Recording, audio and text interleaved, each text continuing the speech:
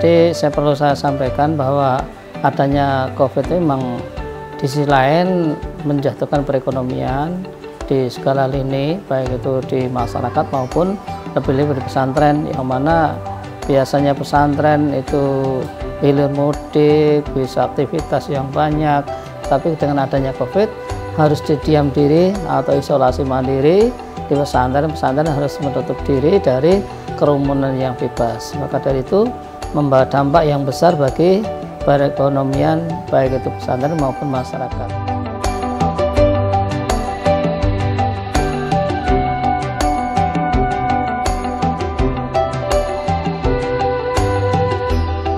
Adanya COVID ini menumbuhkan suatu gagasan-gagasan bagaimana pesantren itu kuat di dalam bidang perekonomian, sehingga muncullah adanya suatu gerakan dari pemerintah memperhatikan bagaimana pesantren itu tumbuh kuat tanpa menunggu pemberian dari pihak stakeholder ataupun pemerintah, yaitu adanya Happy Trend.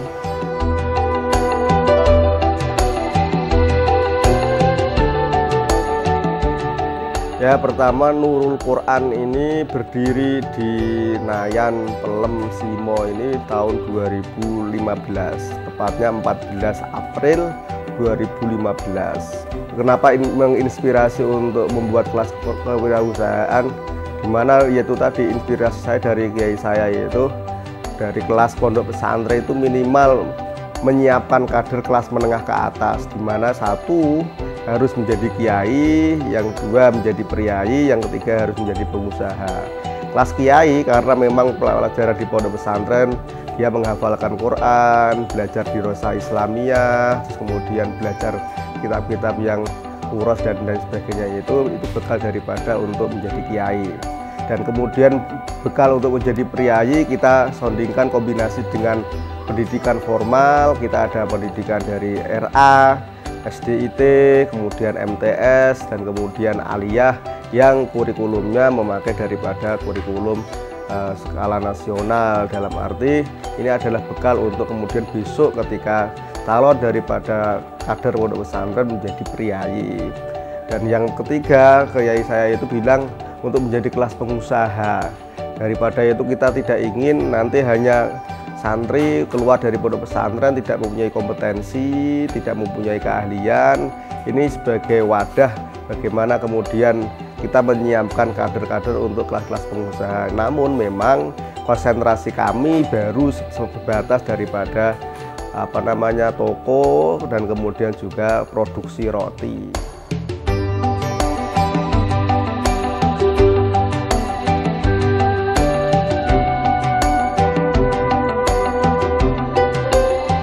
Yang kami ajarkan di pesantren terkait dengan kewirausahaan, ada beberapa jenis usaha. Ada pertanian, ada perikanan, ada perkebunan, ada peternakan, ada warung bakso. Tapi yang langsung di situ anak-anak terlibat langsung adalah Sule. Usaha kami susu kedelai. Ini yang langsung memberikan kepada mereka banyak sekali peran. Karena di kewirausahaan kami pelibatan santri dalam hal ini cukup efektif. Di situ ada materi marketing, sehingga mereka betul-betul bisa merasakan bagaimana berwirausaha di masa yang akan datang.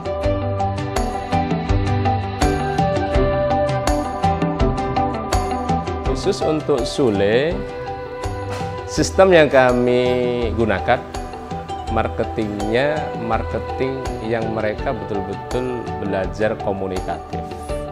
Jadi door to door ya, mereka mendatangi konsumen baik di area sekitar, bahkan sampai ada yang dekat kampus ya, dekat kampus itu mereka menawarkan barang dagangannya. Dan ini yang menurut saya menarik, ini yang menjadi kekuatan kami sejak 2010. Marketing ini kami jalankan dan istiqomah alhamdulillah dengan produk Sule.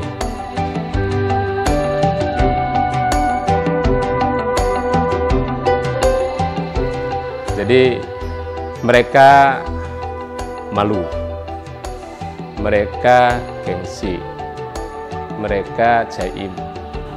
Ini tugas kami. Jadi kami betul-betul membuat mereka supaya menghilangkan itu semua. Karena tidak mungkin jadi pengusaha kalau itu terjadi. Tidak akan mungkin, tidak pernah terjadi. Tidak akan pernah terjadi kesuksesan kalau itu masih melekat. Maka justru dengan marketing inilah kemudian mereka betul-betul memahami apa itu kewirausahaan dari marketing. Dan alhamdulillah istiqomah. Setelah mereka bisa menaklukkan itu, tidak ada masalah yang lain sampai sekarang. Alhamdulillah. Produksi roti yang kita kembangkan baru ini yang biasa di pasaran itu yang namanya roti manis, frost roll, yang banyak itu donat sebenarnya.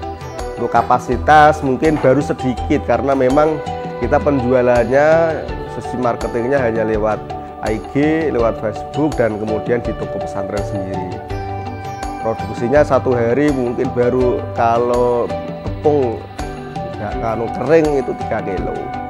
Karena memang roti itu kan jualannya memang jualan hawa, biasanya seperti itu. Dikasihkan ragi kemudian menjadi besar, dikembangkan. Alat-alatnya ya alhamdulillah sekarang sudah alat agak modern semuanya, baik itu oven, baik itu mixer dan lain sebagainya, itu sudah alhamdulillah modern semuanya.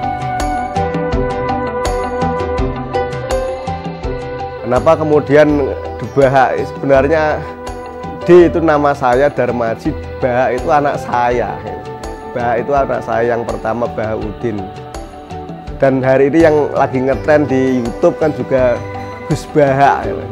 Saya dulu mukhibin pas waktu masih di Jogja, masih belum terkenal, itu saya ikut pengajiannya dan saya terinspirasi kalau nanti punya anak pertama itu kasih nama Bahaudin. Toh kemudian juga saya ikut Torekoh Kholidiyah wa Naksabandiyah yang salah satu mursyidnya Syekh Muhammad Bahaudin An-Naksabandi. Hanya tafaulan, semoga karena doa itu semoga menjadi wasilah keberkahan untuk anak saya dan juga keberkahan juga untuk produksinya. Saya kira tidak ada yang tidak ada kendala. Masalah juga pasti ada.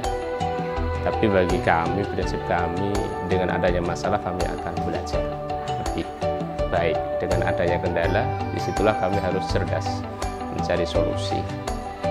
Secara real, kenyataan sekarang yang kami hadapi adalah keterbatasan pada alat.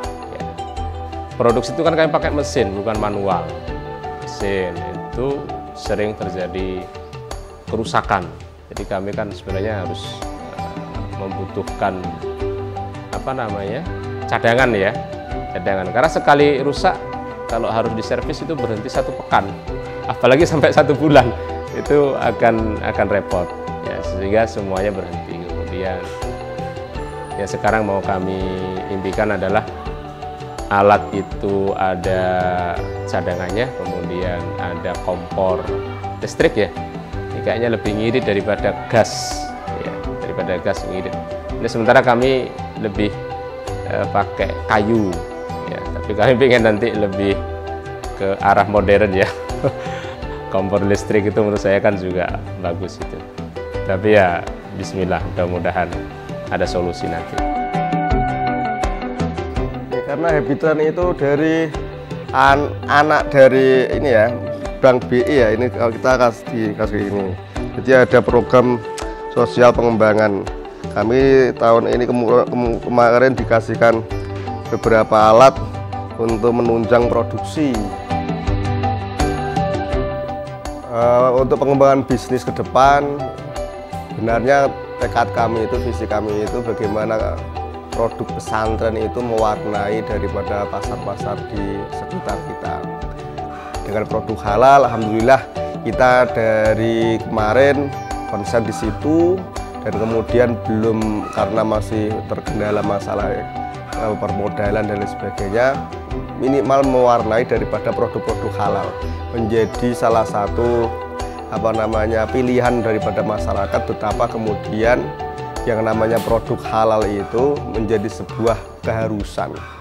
Karena ternyata untuk memperoleh label halal itu luar biasa itu prosesnya, dari pembuatan, bahkan cara untuk memasak, bahkan juga cara mencucinya itu juga harus kemudian bernilai-nilai daripada halalan thayyibah, dan harus ada toharohnya yang kemudian diperhatikan. Kita ingin memberdayakan santri, yang jelas dari santri untuk santri, kembali kepada santri. Mimpi kami besar, cita-cita kami sangat tinggi. Kami ingin anak-anak di seluruh Indonesia bisa menikmati pendidikan, termasuk di pesantren kami, pesantren Muhammad Al-Fatih. Kami betul-betul menginginkan pendidikan itu tidak hanya dimiliki oleh orang-orang yang mampu, tapi orang-orang yang tidak mampu, mereka punya anak-anak yang memiliki potensi. Ketika anak-anak memiliki potensi, dan itu pasti ada pada diri mereka dan bisa kami kembangkan, maka yang akan terjadi adalah suatu kedahsyatan.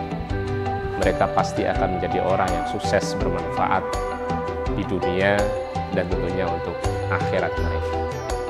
Selain potensi itu yang kami gali, ada satu sisi yang akan terus kami berusaha untuk mengembangkan, yaitu sisi kewirausahaan pesantren.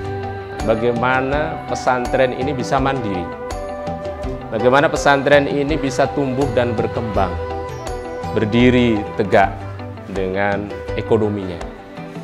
Maka cita-cita kami, bagaimana pesantren punya usaha produktif yang bisa menopang seluruh kegiatan operasional pesantren. Nah, di sini juga kita rasakan adanya suatu perkumpulan Hibitren itu membawa dampak yang besar, sehingga memungkinkan adanya suatu kesatuan, adanya pembentukan ekosistem untuk menyelesaikan, menguatkan perekonomian di pondok pesantren, dan timbulnya ukhuwah. Sehingga ukhuwah itu terjalin, insya Allah pemerintah juga mudah menangani, menghandle untuk membantu, yaitu kegiatan Hibitren dengan pondok pesantren dalam rangka mewujudkan perekonomian yang kuat mandiri.